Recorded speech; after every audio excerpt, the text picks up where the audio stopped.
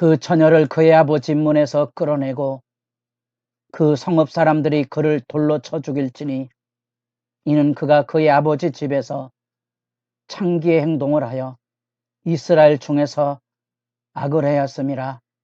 너는 이와 같이 하여 너희 가운데서 악을 제할지니라. 거룩한 새벽의 기도자 여러분, 생명의 말씀의 깊이를 따라 여러분의 삶에 하나님을 알아가고 이웃의 긍휼과 복된 관계를 유지하는 아름다운 생활을 말씀과 기도 안에 풍성히 누려갈 수 있기를 바랍니다. 오늘 우리가 읽어갈 하나님의 말씀은 신명기 22장 13절에서 30절까지의 말씀으로서 우리는 우리 시대 안에 있어야 될 이웃에 대한 존중의 관계뿐 아니라 분명히 구분하고 제거해야 될 사회적인 악, 특별히 성적인 순수성과 가정보호의 중요성을 우리가 말씀을 통하여 확인하게 됩니다. 그 안에 담겨져 있는 구분과 순결 규례는 단지 남녀 간의 성뿐만 아니라 그것으로 인하여 세상 문화가 땅을 더럽히는 구체적인 물증이 되고 있기 때문에 마지막에 선지자들이 이 땅에 하나님의 심판을 선포할 때 그 심판의 증거가 뭔고 하니 땅이 더럽혀진 거거든요. 땅을 더럽히는 구체적인 사례들이 우상숭배와 이혼입니다. 성적인 부정함의 모습들이죠. 약자들을 착취한 무지한 피가 흘려지는 이런 것들이 전부 사회적인 범죄가 돼서 하나님의 심판이 쏟아지게 될 것이거든요. 개인적인 문제가 아니고 단순한 가정보호의 문제만이 아니라 그 땅이 하나님의 구원받은 천국 질서, 모든 족속으로 복을 얻게 하시려는 복된 질서의 규례가 세워지고 있는지를 주목하고 우리에게 가르치고 있는 겁니다. 이게 함께 잘 사는 삶의 공동체 질서입니다. 이 공동체 질서는 하나님께서 우리 각자에게 주신 은혜를 기억하지 못하면 형성할 수 없는 겁니다. 그런 점에서 이것은 교회가 가지고는 위대한 유산이고 사회를 정화시킬 수 있는 복된 능력의 근원이 되는 겁니다. 휴지를 버리지 않는 사람이 많아야 휴지 버리는 사람이 부끄럽게 되겠지요. 그런 영향력들입니다. 한국교회가 복음 증거를 위해서 이 땅에 들어왔을 때 선교사들이 술, 담배를 금지한 이유는 여러 가지 사회 상황에 아픔과 배척과 갈등을 초래할 수밖에 없었지만 그렇지 않고는 이 조선이라는 나라가 생존할 수 없다는 절박함이 있었기 때문에 그렇습니다. 교회 공동체의 순수성을 보호할 뿐 아니라 민족이 살아갈 수 있는 민족 정기를 회복한다는 의미에서 사회윤리의 혁명적인 변화가 그곳에서 움직였던 거지요. 그 생각을 해보실 필요가 있습니다.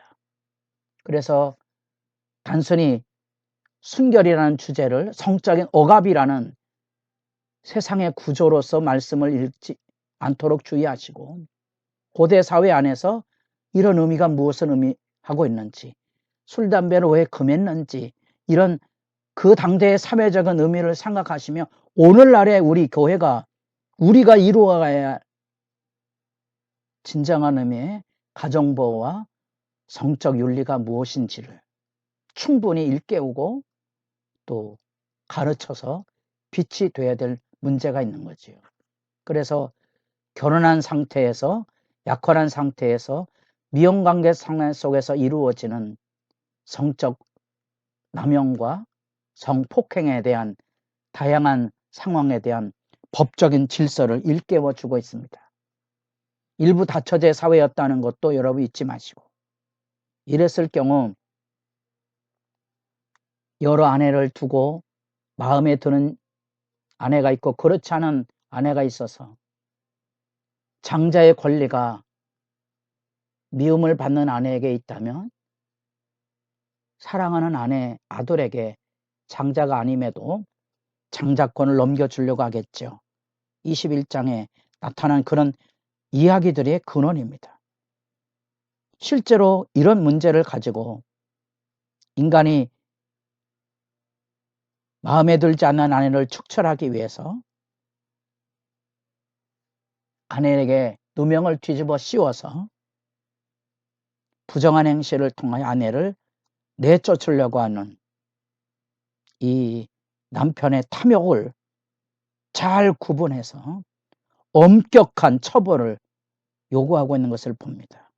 이런 것들은 아내의 부정한 행실을 끄집어내서 이혼을 하게 되면 신부의 몸값을 지불하지도 않고 소송 비용도 전부 아내 측에서 져야 하고 이혼을 해도 당당하다는 자신의 명예와 재물의 욕망이 이렇게 치졸한 현실을 놓게 되고 아픈 얘기지만 이혼법정에서 결국은 재산분할 문제가 첨예의 주제가 된다는 것도 부인하기 어려운 상황입니다.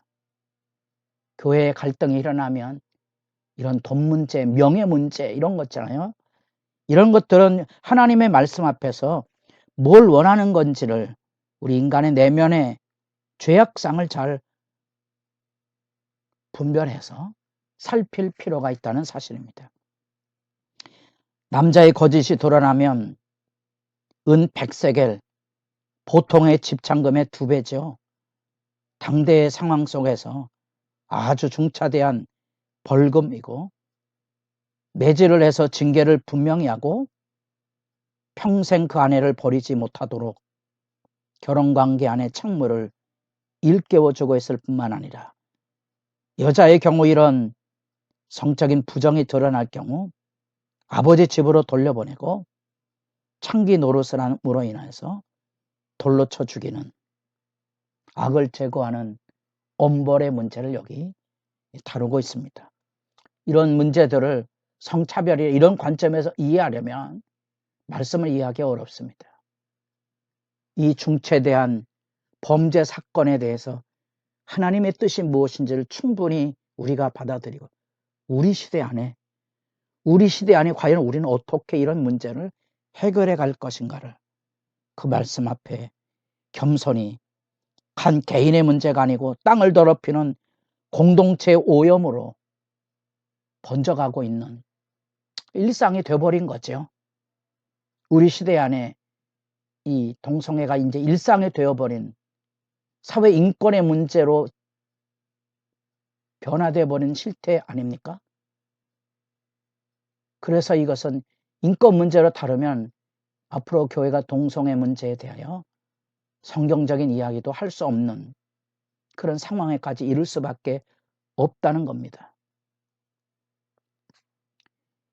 그리고 이제 약혼이나 미혼 관계 안에 이루어졌던 간음이나 성폭행에 대한 얘기가 들려지게 됩니다. 둘 다 남자가 유부녀와 동침했다면 둘 다 죽여 이스라엘 중에 악을 제할지니라. 그러면 여러분들이 요한복음 8장에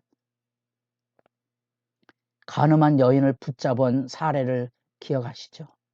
왜 남자를 안 잡아왔습니까? 이렇게 하나님의 말씀에 의미를 좀 짚어갈 필요가 있고요. 여자가 강간을 당했을 경우 정당성을 보전하려면 소리를 질러야 되고 들판의 경우에는 그런 것들도 없으니까 이 강압과 폭력 범죄를 남성에게 분명히 처벌을 통하여 확인하게 되는 겁니다. 그래서 예외 상황이 있는데 여성에게 도와줄 수 없다는 거, 저항의 증거가 있고 생명의 위협이 있다면 여성은 이것에 대해서 법적인 책임이 없음을 밝혀주고 있다는 사실입니다. 처녀와 동침했을 경우 정당한 결혼 지참금을 지불하고 결혼관계를 형성하게 만드는 일, 평생 버리지 못하므로 성폭행이 만연한 세대 속에 엄단과 보호를 통하여 결혼관계 안에서 건강한 성의 울타리를 새삼 확인해 주고 있습니다. 뜬금없이 30절에 사람이 그의 아버지 아내를 취하여 아버지 아처를 드러내지 말지니라. 마치 21장 또 22장 나무에 대한 이 나무 이야기처럼 끝에 이런 구절들이 굉장히 성경을 연구하는 전문학자들에겐 왜 여기 이 구절이 들어왔을까가 의문이지만 제게는 말씀을 읽어가는 즐거움이기도 합니다. 고대 사회 안에서 이 일부 다처제가 보여주고 있는 난맥상, 추접스러움의 극치를 여기 이렇게 보여주고, 여러분들이 압살롬이 다윗의 후궁들을 성적으로 유린하는 그런 장면들을 떠올려 볼 수 있을 것입니다. 그런 것들이 성적인 탐욕과 폭력, 그 가운데 지켜져야 될 법적 보호와 순결의 의미를 새삼 생각해 보고 있는 겁니다. 고대 사회에 왜 하나님이 일부 다처제를 용인하셨는가? 하나님이 용인한 게 아니고요. 인간 사회가 가지고 있는 한계 상황이죠. 그 안에서 우리는 이렇게 말씀을 읽어가며 성적인 순결과 가정 보호의 책임, 이 성적 부도덕에 대한 엄벌의 의미를 다시 확인하시고 주님 앞에 정당한 건강한 성적인 관계, 아름다운 몸의 순수성을 지키는 일에 지혜롭도록 우리 모두가 주님 앞에 기도하고, 배나도 교회가 보존해야 될 성윤리의 정결함을 기도하는 시간이 살아있기를 바랍니다.